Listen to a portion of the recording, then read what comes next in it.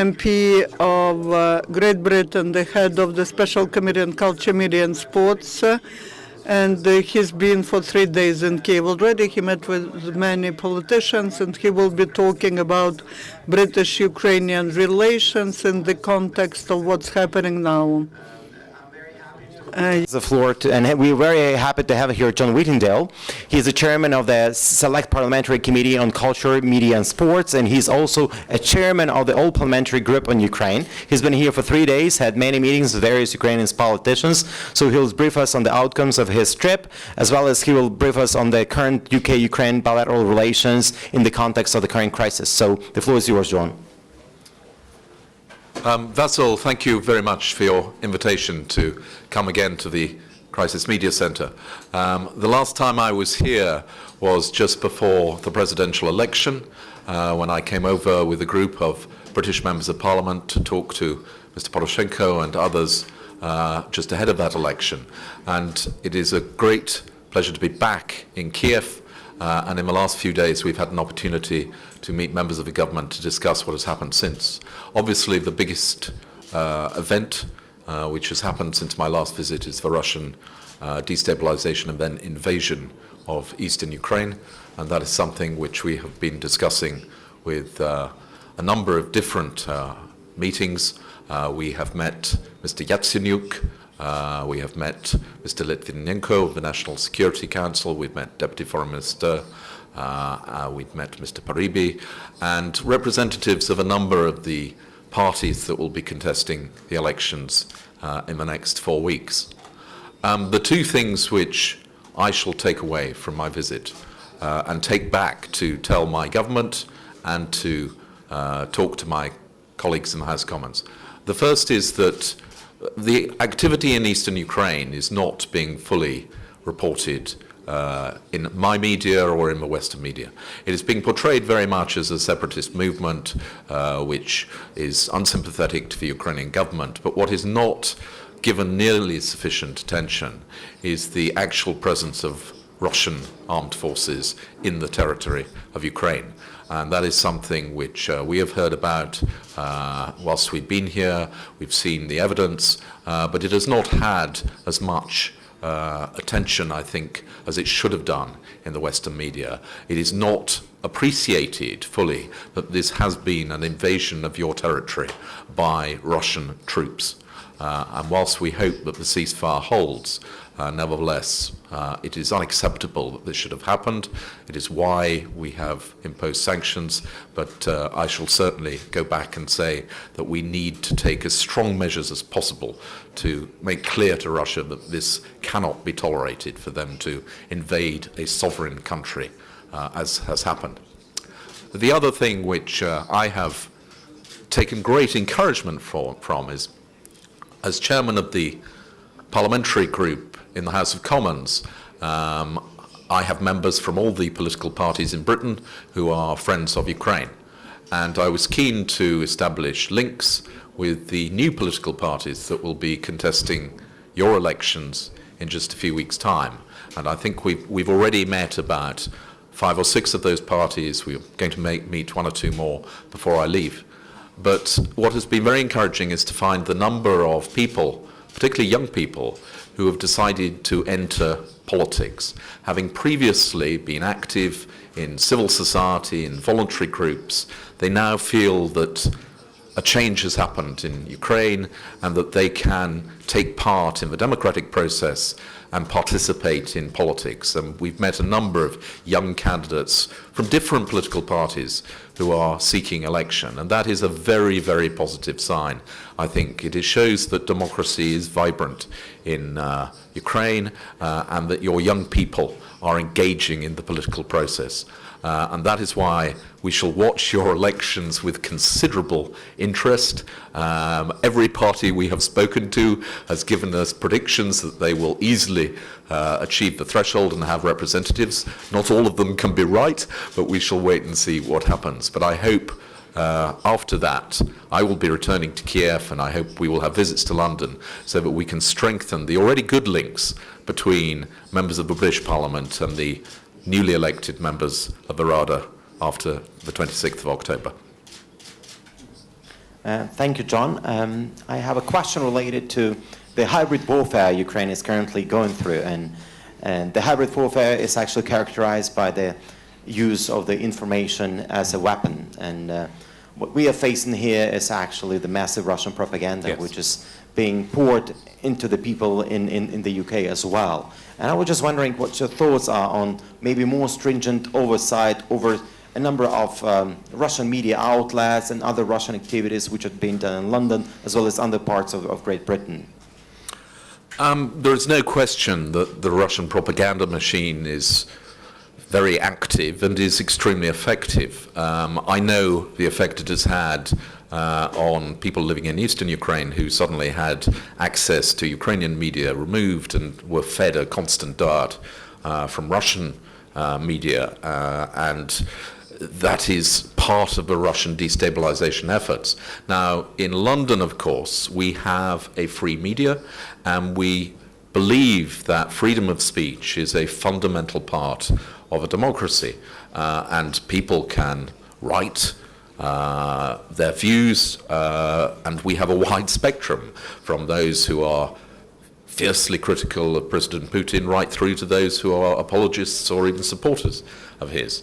There is a difference when it comes to broadcast media, and for broadcasting organizations based in Britain, they are required to meet what we call the Broadcasting Code, one of the provisions of which is impartiality. So news organizations broadcasting in Britain are required to be objective and impartial. Now, that is something which is regulated by our broadcasting regulator called Ofcom. It's not for me or Parliament to say whether or not they are breaking that particular requirement. But Ofcom will look at a broadcaster to ensure that it remains impartial. And my own personal view is, having watched Russia Today, I do not believe it is currently impartial, and I think it is in breach of broadcasting code. But that is not, as I say, it's not for me to decide. It will be for the regulator. But I'm not sure actually it necessarily helps them, because the depiction of events in Ukraine on Russia Today is so crude and so far removed from reality, because people in Britain are able to watch the BBC and to read newspapers. Whilst they may not give a full picture, the story they tell is very different from that which is broadcast on Russia Today. But we do have laws, and clearly all broadcasters need to abide by them. You also... Mr. Whittingdale, my question relates to the upcoming presidential parliamentary elections Yes. in Ukraine. Ukraine is approaching these elections with quite high level of democracy. So this is witnessed by the number of international organizations. Also, President Poroshenko stated this very, very clearly in his speech to the US Congress. So the question to you, as to the experienced politician, assuming two major threats that Ukraine has now, the security threat in eastern Ukraine and the situation that the law on election is not passed. So assuming these two challenges, how can we retain this hardly earned level of democracy to make sure that the upcoming elections will be democratic again? Well, I mean, I hope that the elections will be held across as much of the territory of Ukraine as is possible. I mean, clearly, you are not going to be having elections in Crimea, which obviously is under Russian occupation. But we had a meeting with the Central Election Commission 2 days ago, where they made it clear that their ambition is to have as many polling districts having polls across the Donbass region as is possible. They may not achieve it in all of them, but they certainly hope that there will be an opportunity for people living in those areas to take part in the elections. And obviously, the more of the country where it is possible, then the more representative the outcome. But the elections are a very important part of the development of a new Ukraine, and obviously I hope that people have the opportunity to vote in as many parts of Ukraine as they can do, and I hope that also that they will use that opportunity. And as the surveys that I've seen so far suggest that there will be a very high turnout. just a little follow-up, assuming that the law on election is not passed and we will have a lot of the same old dogs in the candidates running as MPs. So what is your recommendation in terms of that? Well, that is, I mean, that's obviously a matter for the Ukrainian parliament and the Ukrainian people, ultimately. But as I said earlier, we have had meetings with a large number of different political parties, all of whom have people standing for election who are not from the previous parliament. They are people who have entered politics for the first time, and I understand that a majority of current deputies in the Rada will not be in the new Rada. So I hope and believe that the new Ukrainian parliament will be fresh and different to the one that you've had up until now. As you know, the UK was one of those countries which provided assurances to Ukraine in 1994 when we gave up our nuclear weapons. And right now, with respect to Russia, the only mechanism and the only leverage United Kingdom has over Russia is actually through economic sanctions, as your country, as all other countries, will not militarily be present in this part of the world to defend, let's say, Ukraine. However, you have many more other opportunities how you can put pressure on Russia, and this is through sanctions which actually British government could impose further on Russia, even individually as a country being part of that trilateral or four-lateral agreement that was signed in 1994. What's your view on that? What is the current debate in the parliament right now on that? And can your basically banks as well as a government in itself restrict or freeze the assets of the British oligarchs present in London? And what's the current debate on this issue?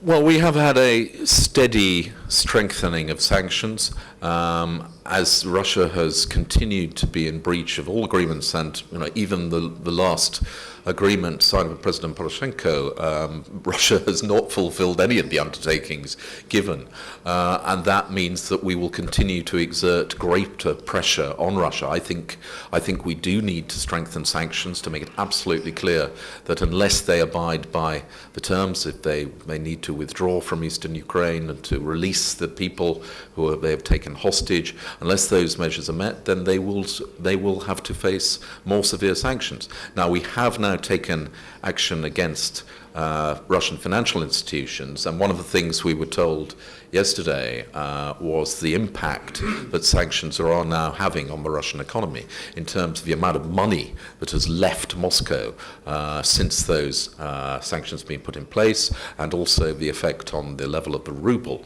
So I don't think that these sanctions are proving ineffectual.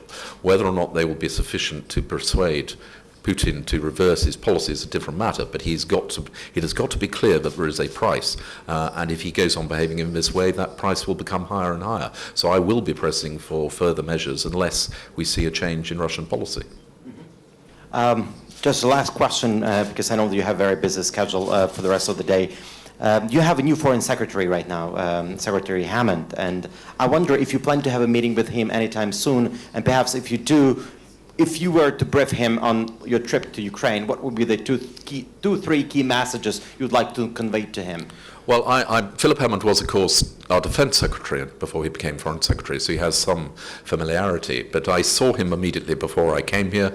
I said to him I would like to go and see him, and he said, well, as soon as you get back from Kiev, please come and do so. So I shall be seeing him, I hope, in the next 2 weeks. I will be telling him certainly of what I have learnt in terms of the aggression that the Ukrainian people have faced from Russia and the need for support. And there are ways in which we can support the Ukrainian armed forces through the supply of non-lethal equipment and logistic support, but also the enormous challenges that Ukraine faces. We are under no illusion of the difficulty that Ukraine is going to have over the next few months.